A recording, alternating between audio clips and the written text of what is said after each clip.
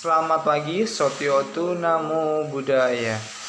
Ya, selamat melaksanakan atau ikut dalam euforia kemerdekaan negara Republik Indonesia yang ke-75 ya. Untuk itu, kita karena memperingati perjuangan dari para pahlawan yang sangat semangat pada masa itu, sangat gigih mempertahankan atau mewujudkan kemerdekaan Indonesia. Jadi kita harus melakukannya atau mewujudkan semangat tersebut dalam kehidupan saat ini juga. Meskipun kita merdeka, kita harus melanjutkan perjuangannya, yaitu dengan cara belajar dengan rajin, berusaha dengan baik untuk membekali diri kita dengan ilmu-ilmu yang luas supaya kita bisa mengembangkan negara Indonesia ini ke arah yang lebih baik lagi. Oke, hari ini kita akan mempelajari materi selanjutnya dari minggu-minggu lalu. Jadi tidak perlu berlama-lama, awal tadi hanya intermezzo, kita mempelajari materinya dalam video selanjutnya. Oke, hari ini kita akan belajar bab kedua. Masih seputar alam juga, jangan bosan-bosan ya. Saya harap kalian tidak jenuh mempelajari tentang alam-alam ya. Namun beda dengan bab pertama, di mana bab pertama kita membahas tentang alam semesta, sedangkan di bab kedua ini kita akan membahas tentang alam kehidupan dalam agama Buddha. Kalian mungkin sudah pernah sempat dengar ada 31 alam kehidupan Pak gitu. Nah benar, itu kita lanjutkan aja tinggal ya. Masuk ke slide selanjutnya.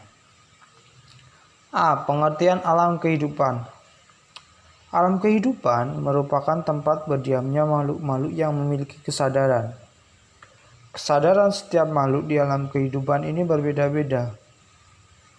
Ada makhluk yang memiliki kesadaran masih diliputi nafsu, kebencian, kemarahan, dan sebaliknya. Ada makhluk yang kesadarannya penuh dengan kebahagiaan dan ketenangan. Dalam agama Buddha, ada 31 alam kehidupan yang dikelompokkan menjadi 3, meliputi kama bumi, rupa bumi, dan arupa bumi. Jadi di alam kehidupan menurut agama Buddha ini ada 31 alam kehidupan. Nah, di alam kehidupan ini meskipun ada sebutannya neraka, surga, dan alam binatang dan sebagainya, para penduduk di alam-alam tersebut, 31 alam kehidupan ya, semua penduduk di 31 alam kehidupan tersebut memiliki kesadaran untuk merasakan sesuatu juga. Jadi kalau ada yang bilang hantu itu tidak memiliki kesadaran Pak, itu tidak benar, tidak tepat. Mereka memiliki kesadaran. Nyatanya mereka kadang bisa menampakkan diri, kadang bisa tak terlihat gitu kan. Nah, itulah kesadaran dari semua makhluk di 31 alam kehidupan. Levelnya saja yang cukup berbeda-beda gitu. Itu yang membuat mereka kadang berbeda dengan manusia. Binatang juga berbeda dengan manusia, itu sebabnya karena kesadarannya berbeda-beda. Oke, kita lanjut ya.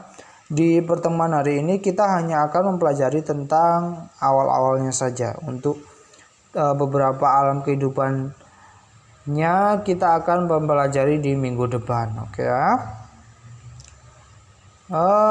Bagian B, pembagian 31 alam kehidupan. Kama bumi. Kama bumi adalah alam kehidupan di mana makhluk-makhluknya masih diliputi nafsu indera. Kelompok alam ini terdiri dari 11 alam, 4 alam menderita dan 7 alam menyenangkan. Nah, di kama bumi, kama itu artinya nafsu ya, dan bumi itu adalah alam, atau yang kalau dalam bahasa Indonesia diartikan sebagai alam kehidupan di mana makhluk-makhluknya masih diliputi nafsu. Itu ada 11 alam, 4 alam menderita dan 7 alam menyenangkan.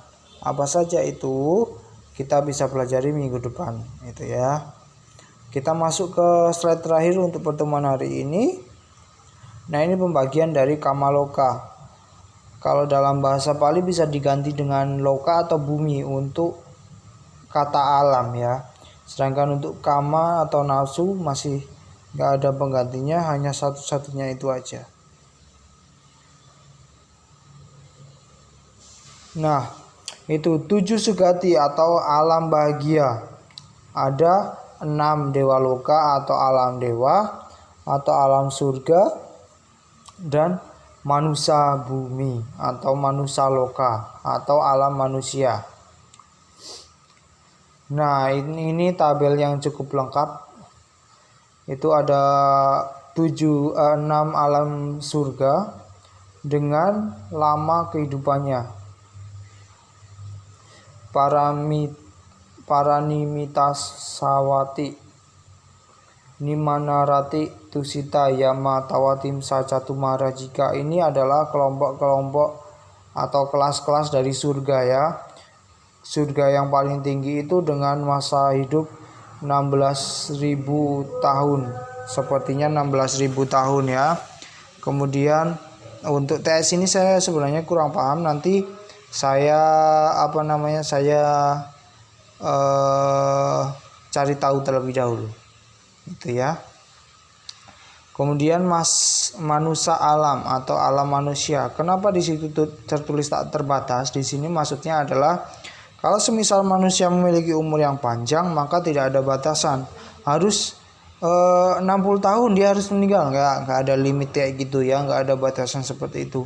Bisa awal sampai hanya 20 tahun atau 5 tahun itu bisa langsung meninggal, atau juga bisa sangat panjang 120 dan lain sebagainya gitu ya.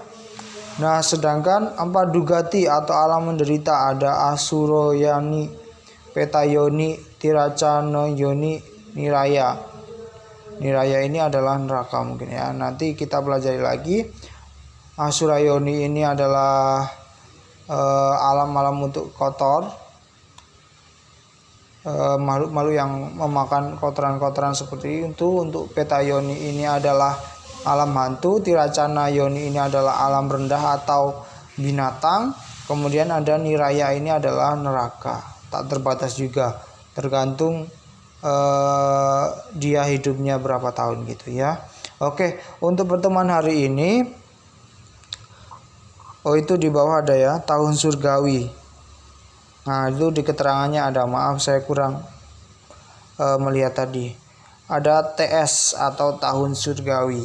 Jadi 16.000 tahun surgawi, 500.000 tahun surgawi. Perlu diketahui juga, satu hari tahun surgawi, satu hari di alam surga adalah kalau tidak salah 100 tahun di alam manusia. Jadi kalau 500 tahun surgawi bisa dihitung sendiri itu berapa lamanya ya.